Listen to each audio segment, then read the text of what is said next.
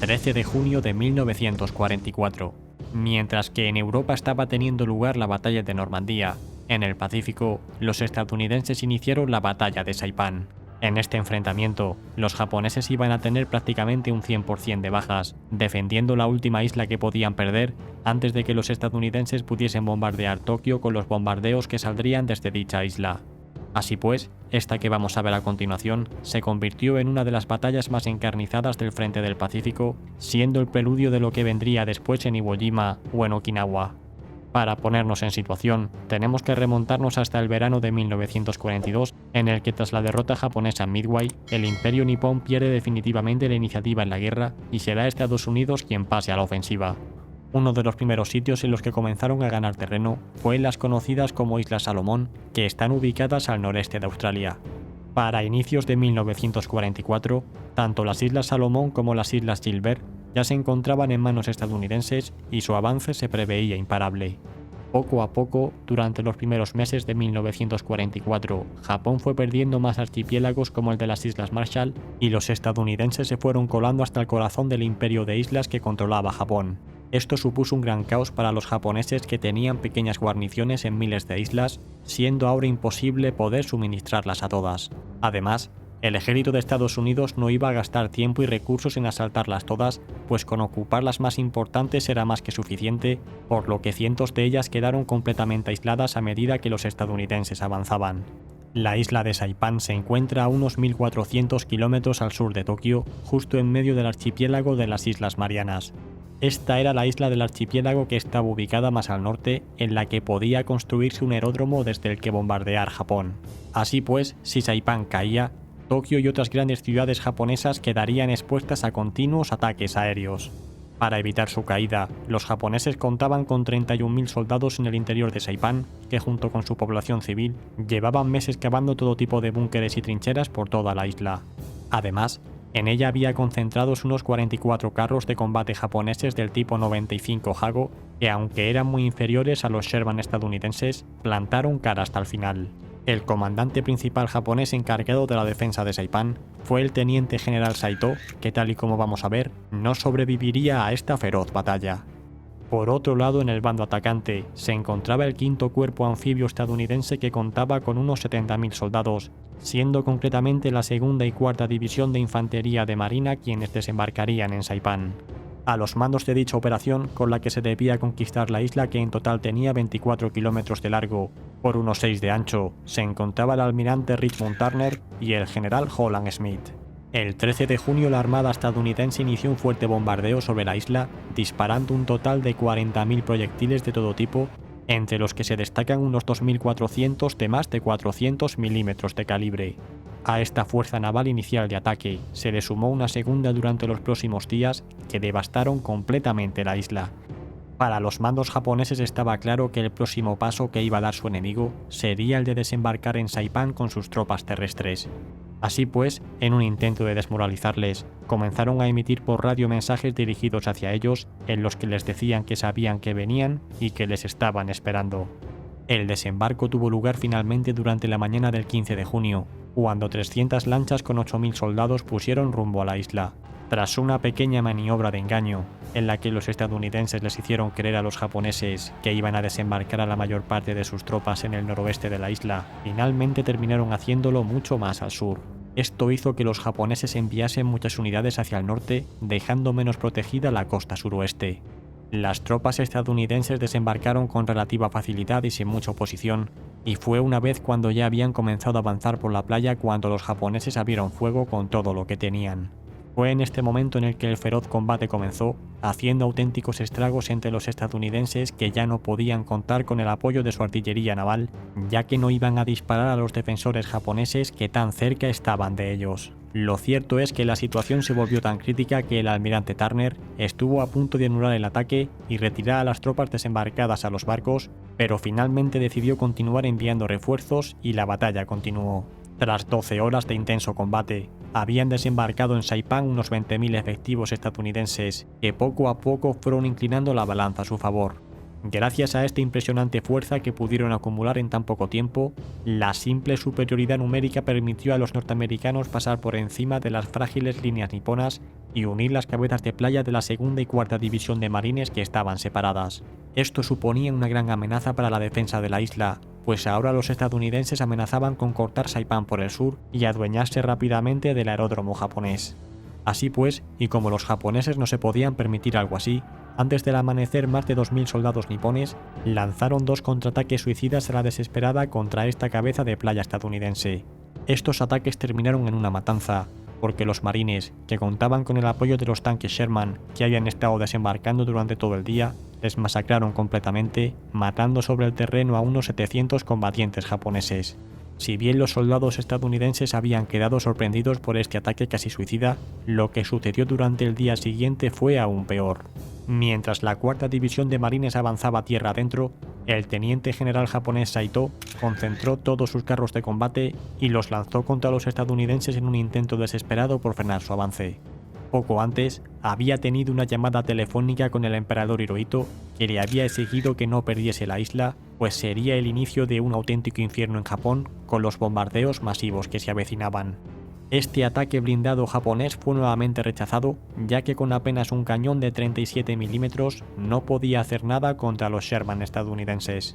Esto hizo que la situación para los japoneses se complicase mucho, y para el día 18 de junio tuvieron que abandonar el aeródromo, que ya era imposible defender. Además, corrían el riesgo de quedar cercados si los marines cortaban la isla en el sur. A partir de ahora, se iniciaría una nueva fase de combates en la que los estadounidenses tendrían que adentrarse poco a poco en el interior de la isla, en la que habían zonas de selva y montaña. Lo que sí que estaba claro era que con el aeródromo en manos estadounidenses y con una porción de la isla bajo su control, solo era cuestión de tiempo de que Saito fuese derrotado. El alto mando japonés sabía que la pérdida de Saipán constituía un punto de inflexión, por lo que no se podían permitir perderlo. Así pues, enviaron a una poderosa flota a apoyar la defensa que derivaría en la conocida como Batalla del Mar de Filipinas. Si conseguían una victoria, podrían alejar la flota estadounidense de las Islas Marianas y con ello defender todo el archipiélago en el que se encontraba Saipán. Esta batalla naval, que analizaremos en profundidad en otro programa, tuvo lugar durante los días 19 y 20 de junio y terminó con otra durísima derrota japonesa. En total, perdieron 3 portaaviones y 650 aviones que jamás pudieron recuperar. Esto significaba que las posiciones japonesas en Saipán no iban a poder ser reforzadas y que sus soldados habían quedado destinados a la aniquilación. Volviendo a la situación de la isla, tenemos que indicar que era crítica para los japoneses. Apenas sin suministro ni munición, estaban siendo bombardeados tanto por la artillería naval como terrestre y por la aviación estadounidense, que machacaba una y otra vez sus defensas en el centro y en el norte de Saipán. Así pues, para los días 23 y 24, las tropas estadounidenses continuaron con su ofensiva hacia el norte de la isla a un ritmo lento pero constante. Este fue un combate que prácticamente se luchó cuerpo a cuerpo debido a que los japoneses estaban escondidos en todo tipo de cuevas y trincheras improvisadas en el que el número de bajas fueron abrumadoras.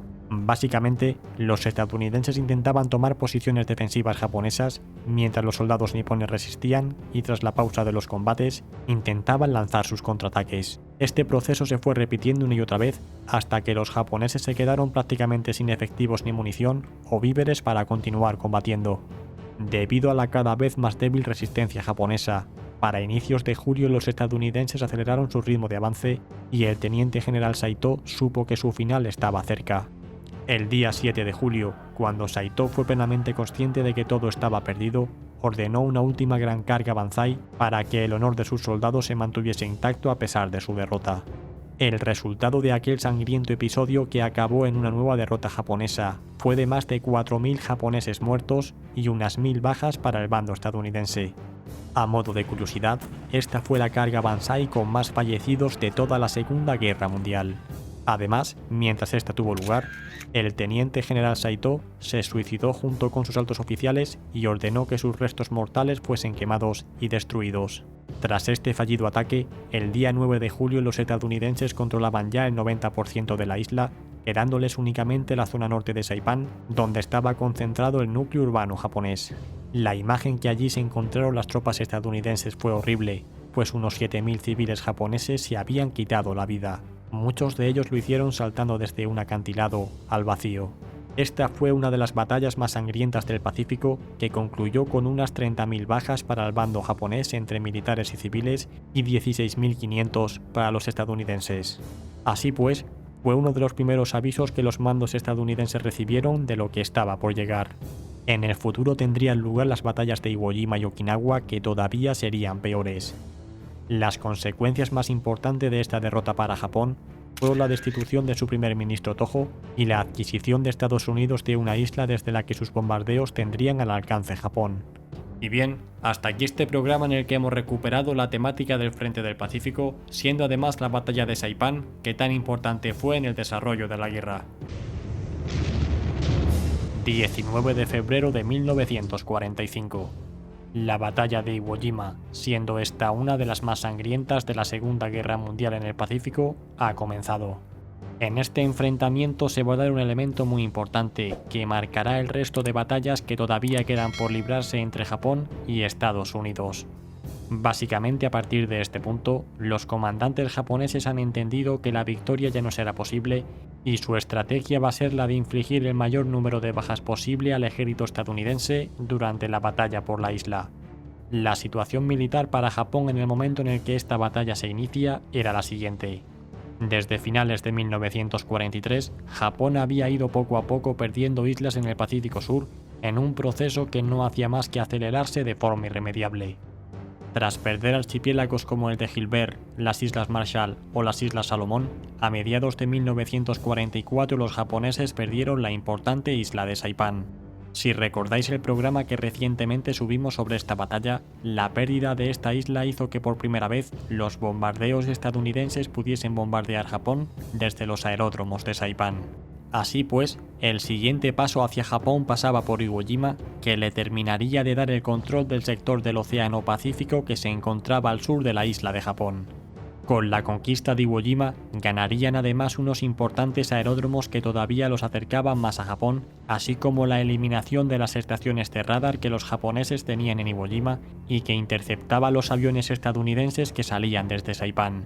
Para llevar a cabo esta operación de conquista de Iwo Jima, el almirante estadounidense Nimitz contaba nuevamente con el quinto cuerpo anfibio, con el que también había combatido en Saipán unos meses antes. En total, disponía de unos 110.000 efectivos, siendo su fuerza de asalto terrestre la tercera, cuarta y quinta división de marines. Por otro lado, el general Kuribayashi tenía bajo su mando a unos 21.000 efectivos, siendo la 109 División de Infantería su unidad principal. Si bien el número de soldados de cada bando está bastante descompensado, con respecto a la marina o la aviación, la diferencia es todavía mayor, ya que mientras los estadounidenses contaban con varios centenares de barcos y aviones, los japoneses no tenían prácticamente ninguno. Lo único que tenían a su favor era que llevaban preparando la defensa de la isla desde mediados de 1944, construyendo todo tipo de túneles y fortificaciones. Tal y como hemos comentado anteriormente, el general japonés Kuribayashi sabía que ante tal desproporción de fuerzas, la victoria estadounidense era inevitable. Así pues, se preparó para hacer que su victoria resultase lo más costosa posible en vidas humanas.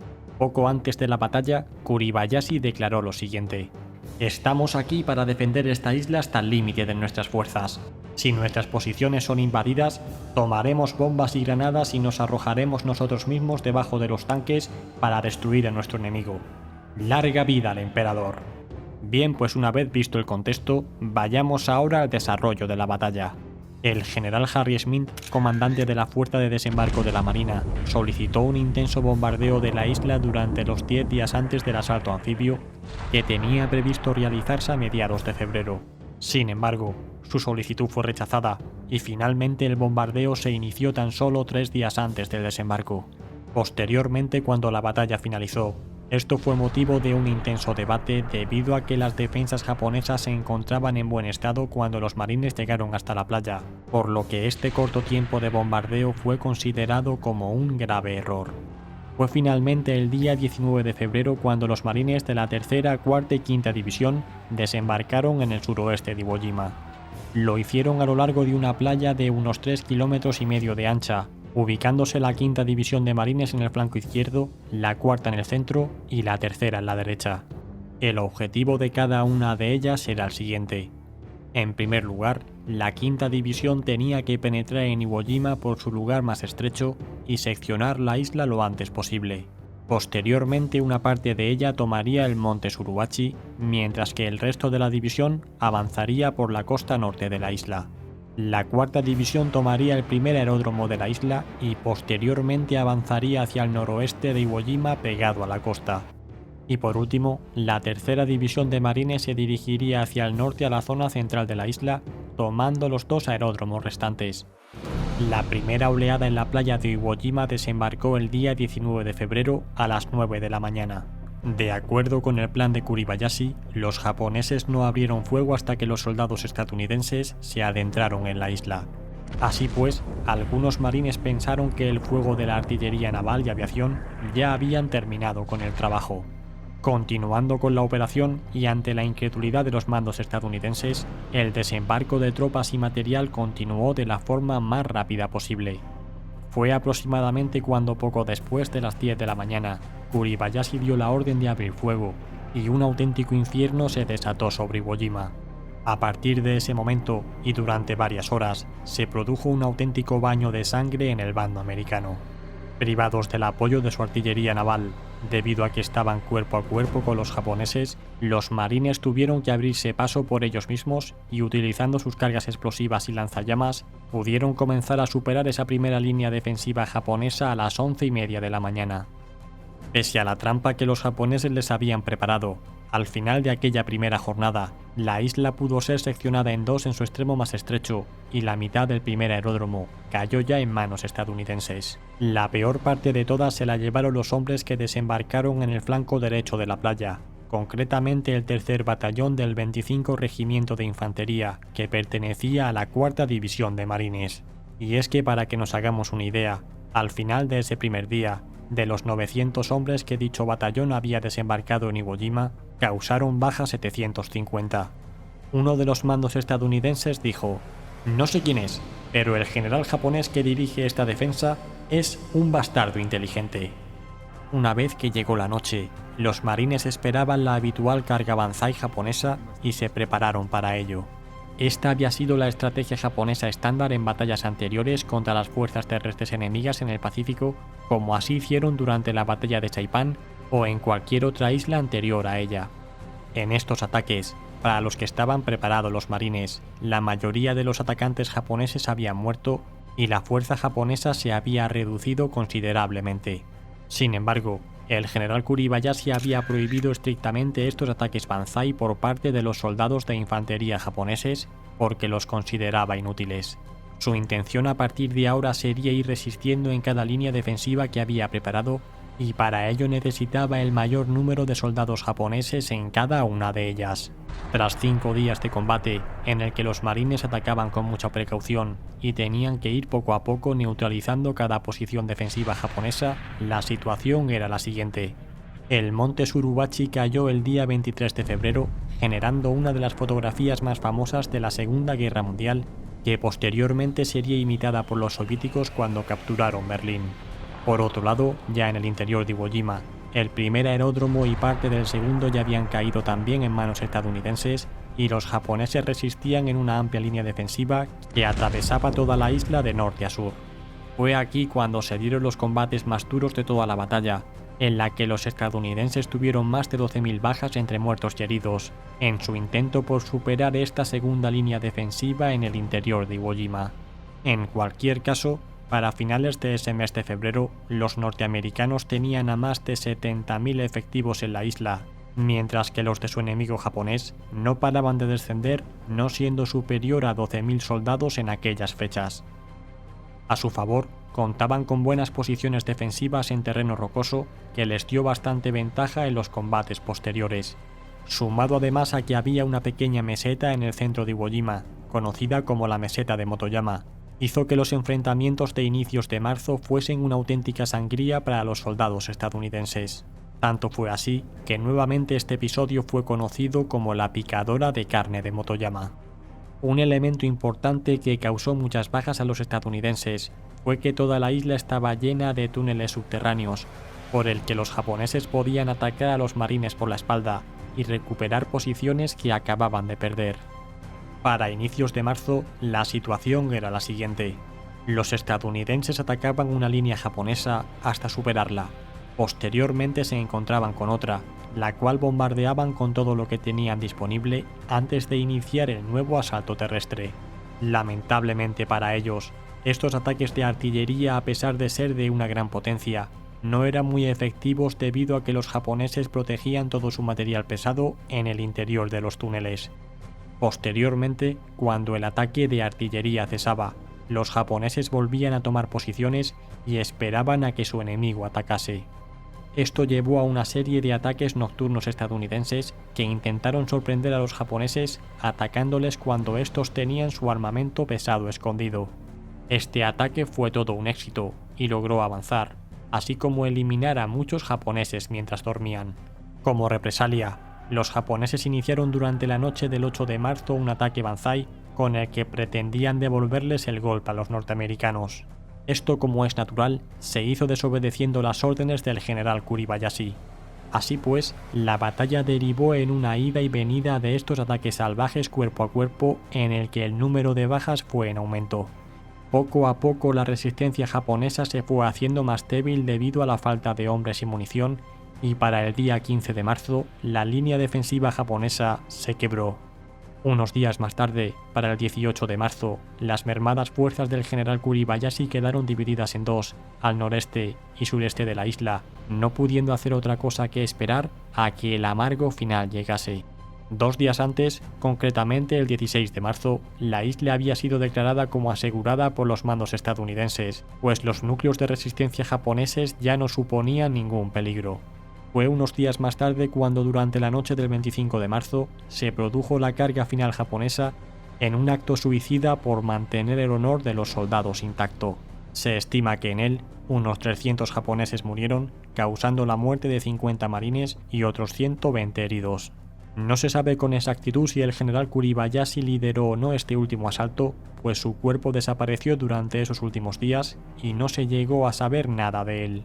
Como dato curioso, tenemos que indicar que 2 soldados japoneses estuvieron escondidos en la isla hasta 1949, fecha en la que finalmente se rindieron.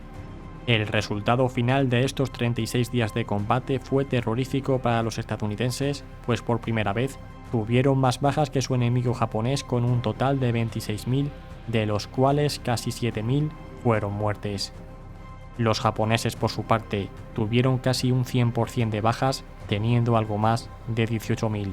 Esta victoria en Iwo Jima dio a los estadounidenses una mayor facilidad para bombardear Japón y para iniciar su asalto sobre el archipiélago de islas en el que se encontraba Okinawa, al que posteriormente le tenía que seguir la propia invasión de Japón. 26 de marzo de 1945. La sangrienta batalla de Iwo Jima acaba de terminar y ha enseñado a los estadounidenses lo costoso que le va a resultar tomar cada isla japonesa a partir de ahora. Sin apenas tiempo para digerir lo que ha ocurrido en esta batalla, los estadounidenses se preparan para asaltar Okinawa, en donde combatirán en una de sus peores batallas de toda la Segunda Guerra Mundial. Tras haber acorralado a los japoneses en sus islas originales y haber destruido la mayor parte de su flota, los estadounidenses se preparan para una de sus batallas finales en el Pacífico. En su recuerdo quedan las conquistas de Saipan o Iwo Jima, en la que los japoneses han ido poco a poco perfeccionando sus tácticas defensivas. El general estadounidense Simón Bolívar Buckner es el comandante que está a los mandos de la operación de conquista de Okinawa, denominada como Operación Iceberg. Bajo su control tiene a 7 divisiones estadounidenses, siendo la primera, segunda y sexta de marines, y la séptima, 27ª, 77 y 96 divisiones de infantería. En total, todas sus fuerzas suman unos 180.000 efectivos. Por otro lado, los japoneses tienen en la isla unos 120.000 soldados junto con unos 24.000 milicianos y resto de la población civil que no se rendirán bajo ninguna circunstancia.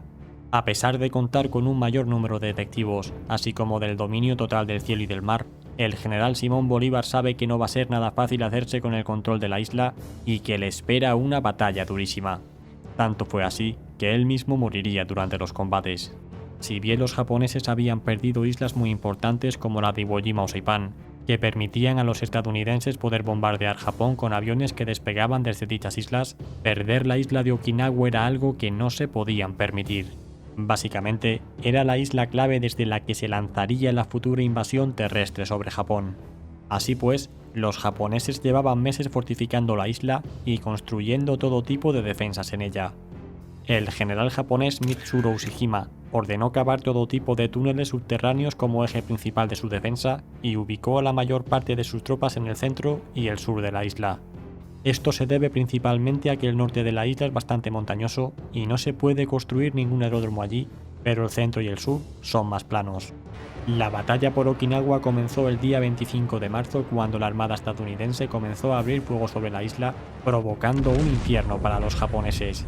El objetivo estadounidense, como es evidente, era destruir el mayor número de defensas japonesas posible, así como eliminar a todos los soldados japoneses que pudiesen antes de comenzar el desembarco de tropas.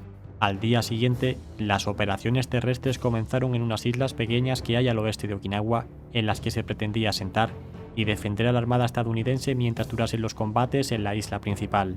Recordemos que en esta fecha los ataques kamikazes ya hacía tiempo que habían comenzado y los estadounidenses temían que en esta feroz batalla por Okinawa los japoneses enviasen contra ellos todo lo que tuviesen disponible. Para la toma de este pequeño archipiélago los estadounidenses necesitaron un total de 5 días, tras lo cual, el 1 de abril, pudieron comenzar el asalto sobre Okinawa. Este desembarco se llevó a cabo en el centro de Okinawa y durante ese primer día, los estadounidenses no encontraron prácticamente resistencia. Así pues, avanzaron hacia el centro de la isla y tomaron una serie de aeródromos que había en la zona, creyendo que su enemigo japonés estaba totalmente derrotado y que ya habían obtenido la victoria. 60.000 hombres consiguieron desembarcar durante ese primer día sin ningún tipo de dificultad, pudiendo cortar la isla en esas primeras jornadas. El general estadounidense no esperaba que este éxito llegase tan rápido y dio órdenes de lanzar la segunda fase de la operación, que consistía en conquistar el sur y el norte de la isla. La misión para atacar el norte recayó en la 6ª División de Marines, que pudo ir abriéndose paso por aquella zona montañosa y pudo llegar al extremo norte de Okinawa el día 13 de abril. Aunque posteriormente se produjo algún ataque de los soldados japoneses que habían quedado aislados por la zona, los estadounidenses se hicieron con el control efectivo de la zona norte de la isla en las 2 primeras semanas del combate. Sin embargo, en el sur, la situación fue muy diferente. En cualquier caso, antes de comenzar a analizar los intensos combates que tuvieron lugar en el sur, tenemos que señalar la gran batalla naval que se produjo durante estos primeros días de combate en Okinawa. Esta fue conocida como la Operación Tengo, en la que los japoneses enviaron al combate a su acorazado estrella, siendo este el Yamato, en un intento desesperado por expulsar a los estadounidenses de los alrededores de Okinawa. Esta fue sin duda una misión suicida, en la que los japoneses enviaron al Yamato junto con otros 9 buques de guerra. Por desgracia para ellos, esta fuerza naval fue interceptada mucho antes de que pudiesen llegar a Okinawa, y fue atacada por cientos de aviones estadounidenses y por unos pocos submarinos que terminaron hundiendo al Yamato y a varios barcos de guerra japoneses. Con esto, la última esperanza de los defensores de Okinawa desapareció por completo. Tras este pequeño inciso, volvamos a los combates que se estaban produciendo en la isla. A finales de esa primera semana de abril, la 7ª y la 96 divisiones de infantería estadounidenses comenzaron su ataque en dirección sur, encontrándose ahora sí con fuertes defensas japonesas. Tras duros combates, los estadounidenses pudieron avanzar unos kilómetros y superar este primer anillo defensivo, pero tuvieron unas 1.500 bajas en tan solo un par de días de combate. Fue en este momento en el que se dieron cuenta de la difícil tarea que tenían por delante. Poco a poco los días fueron pasando y los soldados estadounidenses se vieron envueltos en multitud de emboscadas y trampas que los japoneses habían preparado. Y es que tras meses preparándose, los japoneses habían creado zonas de matanza en la que los estadounidenses tuvieron miles de bajas. Lo único que el bando americano tenía a su favor era que podía bombardear dichas defensas japonesas con su artillería naval, pero debido a que los japoneses estaban bien atrincherados en cuevas subterráneas, este bombardeo no tenía el efecto deseado. Así pues, el lanzallamas se convirtió en otro buen aliado de la tropa estadounidense. En un intento de frenar el avance de los norteamericanos, los japoneses organizaron una serie de ataques nocturnos durante la noche del día 12 de abril, con la esperanza de arruinar los preparativos de su enemigo para el día siguiente. Como la gran mayoría de estos ataques, el resultado fue una gran masacre para los japoneses. El día 19 de abril, el asalto estadounidense continuó y nuevamente atacaron las posiciones japonesas. Los apenas 6 kilómetros de ancho que tiene la isla la convierte en un auténtico cuello de botella para las tropas atacantes, que se ven obligadas a atacar de frente una y otra vez. Este asalto a la línea defensiva japonesa llamada Kakazu terminó con unas 700 bajas para los estadounidenses y más de 20 carros de combate perdidos, sin que consiguiesen ningún avance significativo. Debido a que no podían flanquearlos de ninguna manera, lo único que pudieron hacer los estadounidenses fue hacer creer a los japoneses que iban a desembarcar al sur de la isla, con el objetivo de que los japoneses mantuviesen a un gran número de efectivos al sur y no los enviasen hacia el norte. Así pues, el ataque estadounidense continuó para finales de abril, pudiendo avanzar poco a poco hacia el sur de la isla. Ante esta situación, el general japonés Mitsuru organizó una serie de contraataques en los que se planteaba incluso desembarcar por detrás de las líneas estadounidenses. Para ello, pretendía usar los pocos medios navales y artillería que tenía a su disposición. Finalmente, el plan del general japonés fracasó. Debido a que los estadounidenses continuaban avanzando hacia el sur, a Mitsuru no le quedó más remedio que enviar a la mayor parte de sus efectivos hacia el norte, pues a medida que su enemigo avanzaba, la isla se iba ensanchando más. El resultado de este movimiento fueron unas intensas batallas durante las primeras semanas del mes de mayo, en la que ambos bandos tuvieron miles de bajas. Sin embargo, mientras que los estadounidenses podían permitírselas, no era así para los japoneses, que no tenían posibilidades de recibir ni refuerzos ni suministros, por lo que su capacidad combativa se reducía cada día. Para agravar la situación, el día 11 de mayo los japoneses realizaron un gran ataque kamikaze contra la flota estadounidense que rodeaba Okinawa, dañando numerosos buques entre los que se encontraba el famoso portaaviones Enterprise, que tuvo que retirarse de allí por los daños que le causaron los aviones japoneses. A finales de ese mes de mayo, la situación en la isla continuó complicándose debido a las fuertes lluvias monzónicas, que convirtieron las colinas y caminos en disputa en un gran pantano que dificultó todos los combates.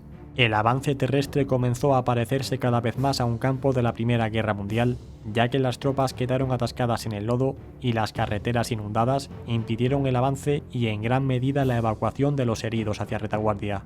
Así pues, las tropas vivían en un campo empapado por la lluvia, en parte basurero y en parte cementerio, con cuerpos abandonados a su suerte en todos los rincones. Pese a todo, el día 27 de mayo la ciudad de Naha, que era una de las más grandes de la isla, cayó en manos estadounidenses. Si bien esperaban una dura resistencia y una gran presencia de civiles, las tropas norteamericanas encontraron la ciudad prácticamente desierta. Para aquellas fechas, la situación para los japoneses era desesperada y habían iniciado un repliegue hacia el sur de la isla con el único objetivo de resistir el mayor tiempo posible. Los combates más sangrientos de Okinawa estaban a punto de llegar. Para inicios de junio, las fuerzas japonesas quedaron divididas en dos, situándose al sur y sureste de la isla.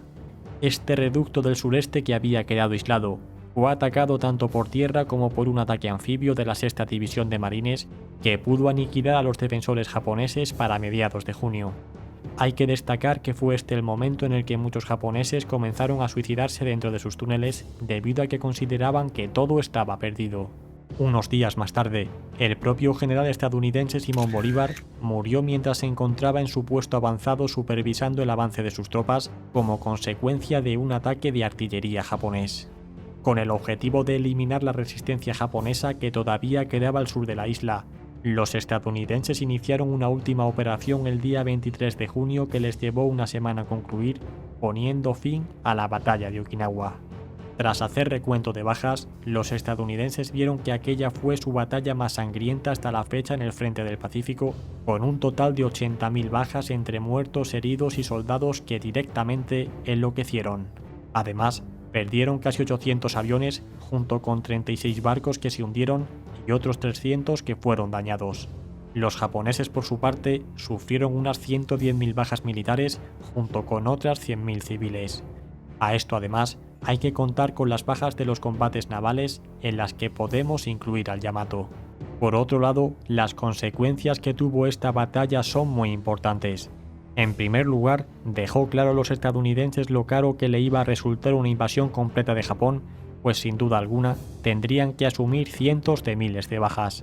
Así pues, muchos justifican el lanzamiento de la bomba atómica como consecuencia del gran número de bajas de esta batalla, aunque yo personalmente me inclino más por la postura de que las bombas se lanzaron principalmente como aviso a la Unión Soviética.